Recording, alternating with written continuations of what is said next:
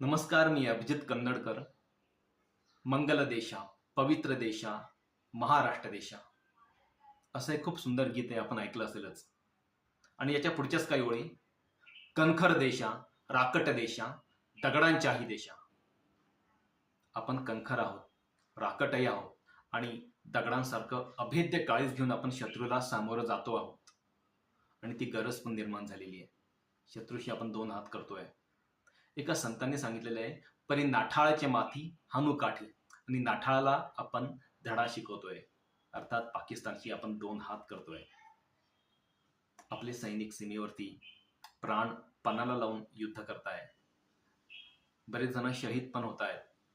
पण आपलं काय काम आहे, आपली जबाबदारी काय आहे? भविष्यात जेव्हा पण कधी या सैनिकांसाठी ब्लड डोनेशन कॅम्प ओपन होतील, आपण हिरिरीने पुढे व्हायचं आहे. देशासाठी आपल्याला काय करता येईल हा विचार करायचा आहे. देशाने मला काय दिलं हा विचार म्हणजे स्वार्थी झाला. मी देशाला काय देऊ शकतो हा देशासाठी विचार करणं म्हणजे खरी देशभक्ती.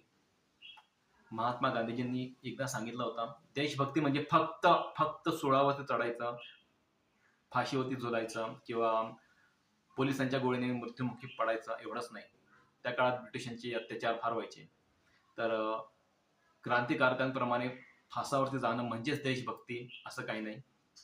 तर देशभक्ती म्हणजे तुम्ही साधं मीठ उचला, तुम्ही देशभक्त. तुम्ही सूत काता, तुम्ही देशभक्त. तुम्ही वंदे मातरम म्हणा, तुम्ही उपवास धरा, तुम्ही सत्याचं अवलोकन करा, अनुसरण करा, तुम्ही देशभक्त. तर आजच्या काळामध्ये पण हीच गरज आहे.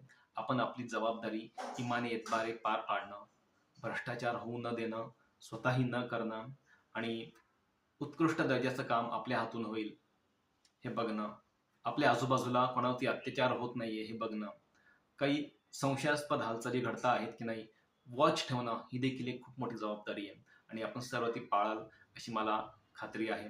आणि खूप काही सांगणे न लगे, एवढंच सांगतोय की प्रत्येकाला सतसत विवेक बुद्धी आहे, त्याचं आपण अनुसरण करून पुढची पावलं उचलायची आहेत आणि यथाशक्ती यथामती देशाचं आपण काम करायचं आहे, देशसेवा करायची आहे.